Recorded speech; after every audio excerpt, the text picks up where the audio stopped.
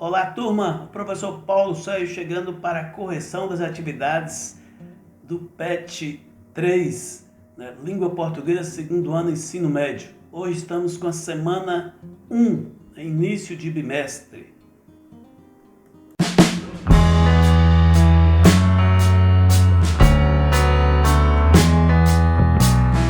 Sem delongas, vamos para o que interessa.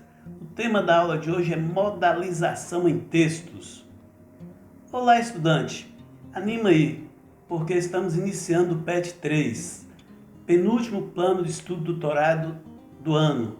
Na semana 1, nós iremos reconhecer o conceito e os tipos de modalização, além de identificar sua presença em textos. Leia as frases seguintes. Maria foi embora do país. Infelizmente, Maria foi embora do país. Você nota a diferença no sentido de cada uma delas? Na primeira, Maria foi embora do país, apenas uma informação. Na segunda, a gente percebe que além da informação, há um ponto de vista do enunciador. Ele mostra insatisfação pelo fato de Maria estar indo embora do país. Então, esse elemento aí que mostra a opinião, que mostra o sentimento do enunciador em relação ao fato, né? Infelizmente, isso é um modalizador. Ainda não deu para entender o que é isso, né? Modalizador. Vejamos. A modalização diz respeito à expressão das intenções e pontos de vista do enunciador.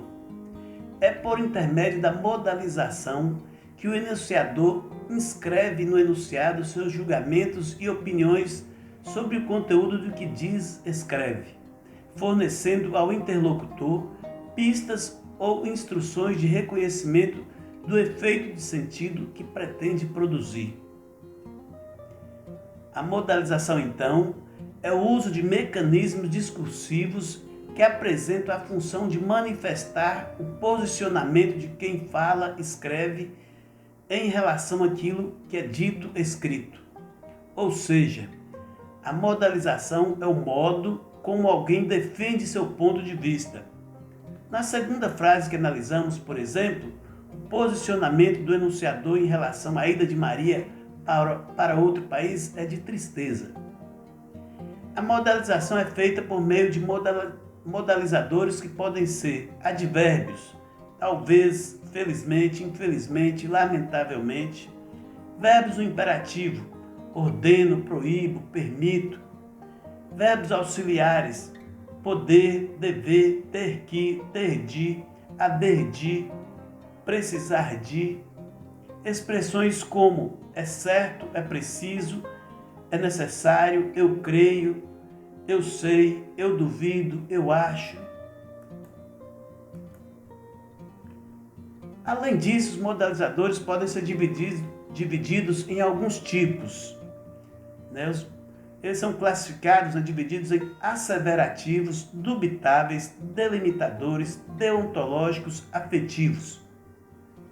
Melhor do que saber se ele é asseverativo, dubitável, é você entender a ideia que cada um desses modalizadores que vão ser expostos aqui, eles representam. Então, asseverativos, aqueles que conferem certeza a um discurso, podendo ser afirmativos, evidentemente, certamente, claro, sem dúvida, lógico, ou negativos, não, de jeito nenhum, de forma alguma, entre outros.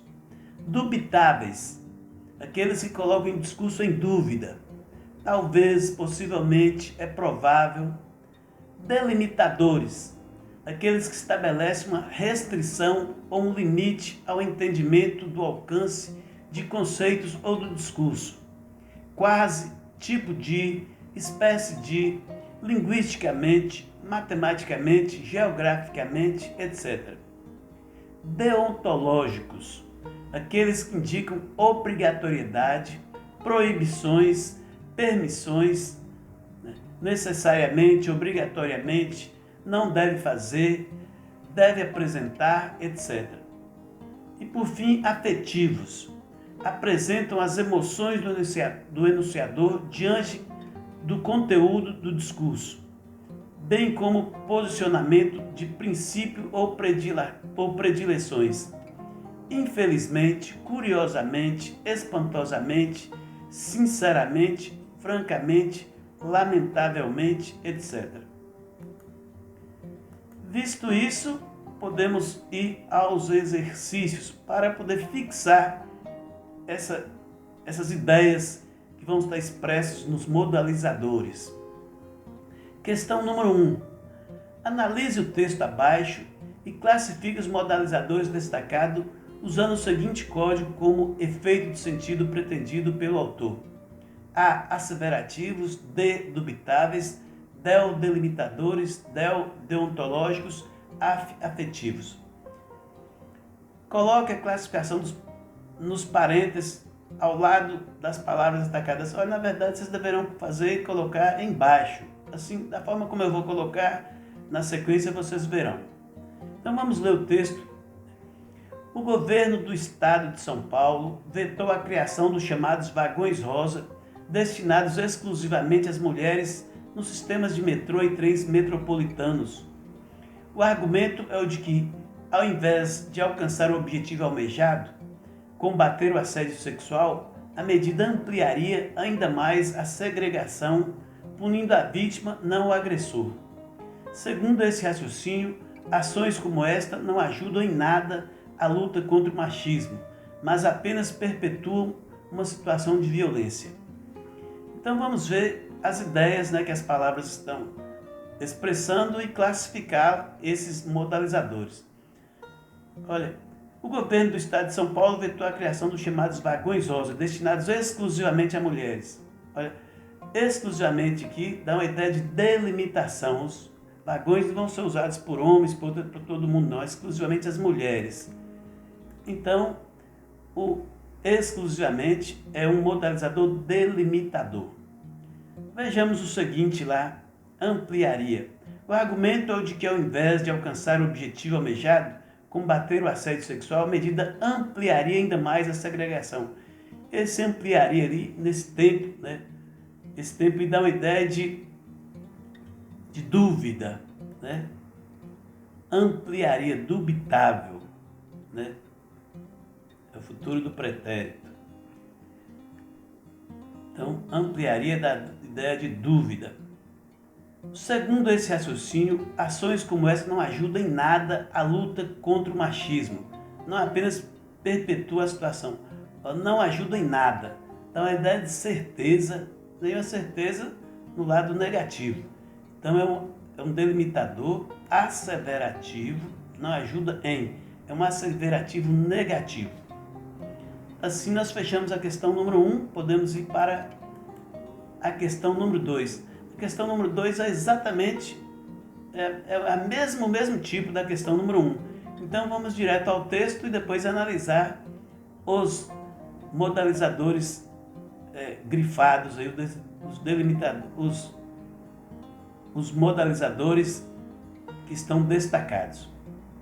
O veto à existência de vagões rosas cerceia o direito das mulheres, as principais interessadas, de poder escolher como preferem se mover pela cidade, se em vagões exclusivos ou mistos. Portanto, nada mais ultrajante que, logo após um exaustivo dia e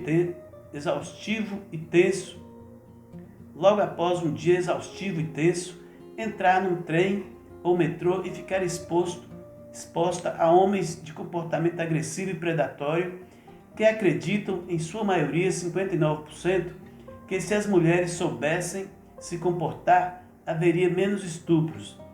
Estima-se que o número de casos alcance mais de 500 mil por ano, sendo que nem 10% deste total chegam a ser comunicados oficialmente.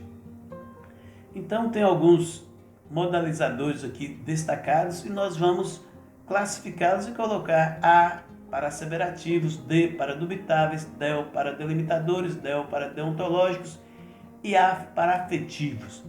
Então vamos para o primeiro, que cerceia.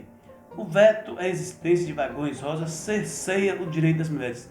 Olha, aqui dá uma ideia de certeza e também um desagrado. Então nós temos aqui um cerceia se dá uma ideia de certeza, é asseverativo.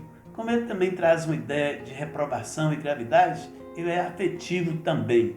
Então, cerceia, asseverativo e afetivo ao mesmo tempo. As interessadas de poder escolher é uma possibilidade, né? Poder escolher passa a ideia de permissão, é, portanto, deontológico. Olha a próxima aqui. Os homens de comportamento agressivo e predatório que acreditam, em sua maioria, 59%, que se as mulheres, eles acreditam aqui, dá a ideia de certeza. Os homens acreditam, em sua maioria, 59%. Então ele é asseverativo. Os homens acreditam. Cuidado que a gente vê essa palavra acredita e a gente pensa logo na dúvida. Mas aqui está trazendo a ideia de que os homens, né, de comportamento agressivo e predatório, 59% acreditam que se as mulheres soubessem comportar, haveria menos estupros. Então aqui ideia de certeza, né? Então ele é asseverativo. Acreditam, asseverativo, passa a ideia de certeza.